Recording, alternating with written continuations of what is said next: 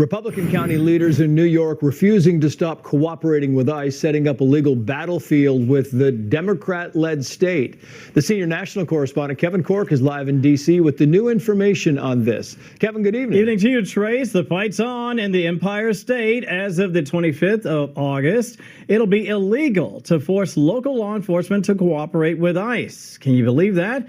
Now, to ensure that that happens, New York's AG Letitia James and Governor Kathy Hochul have established a new statewide bureau called the Office of Immigrant Trust. James says it'll help ensure that schools, local governments, and public agencies remain in places of safety and support rather than of the federal administration's campaign of fear and intimidation.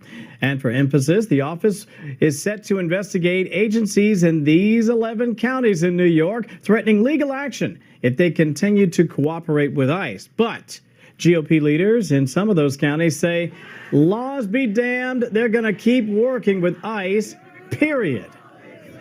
Why do you want to see people like Sheridan Gorman, who was killed in Chicago because of the open border policies and the sanctuary policies of the city of Chicago, which are directly relatable and similar to what we have here in New York?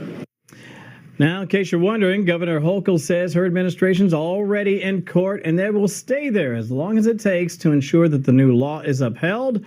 At the very least, they're going to fight for it, Trace. They are. Kevin Corke live for us in D.C. Kevin, thank you. You bet. Let's bring in Perspective Strategies, Aaron McGuire, and America First Works President Ashley Hayek. Thank you both for coming on. Aaron, to you first. So now you have sheriffs and lawmakers who will not comply with Kathy Hochul. Listen to them.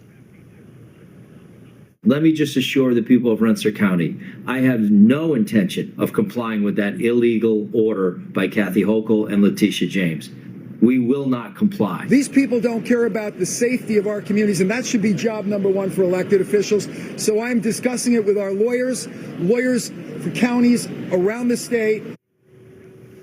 Yeah, and that's the whole thing is it never is really about safety. It's always about politics, Aaron. What do you think?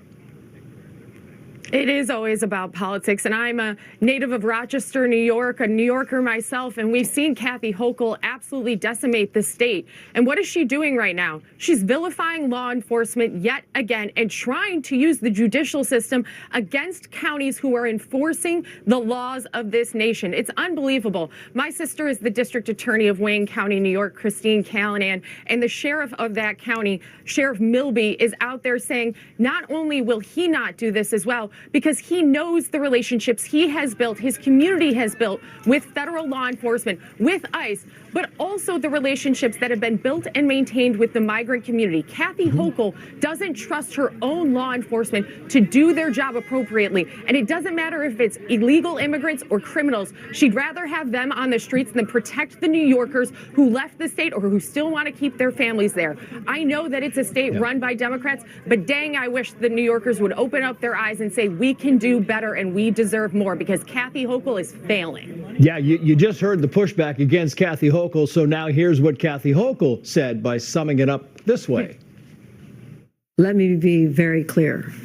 No county executive, no sheriff is above the law.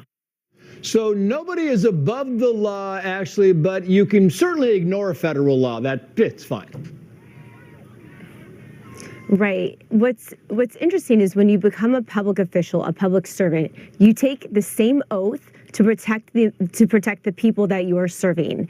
And when politics or ideology get in the way of public safety, I mean, that is a broken system, and government has failed to remember why they exist. In California, the America First Policy Institute has now taken a new client, the city of El Cajon, and we are suing the Attorney General of California for this law exactly. And I hope that becomes precedent, because when the city of El Cajon asked the Attorney General's office in California, what if there's a child trafficker? Are we allowed to investigate and find out if those children are okay? The Attorney General's office said no. And you know what? That tells me that Kathy Hochul and Gavin Newsom and all of these leaders that are prioritizing, regardless of if you're a Republican or a Democrat, you are literally siding on the side of the cartels, the human traffickers, and that is criminal.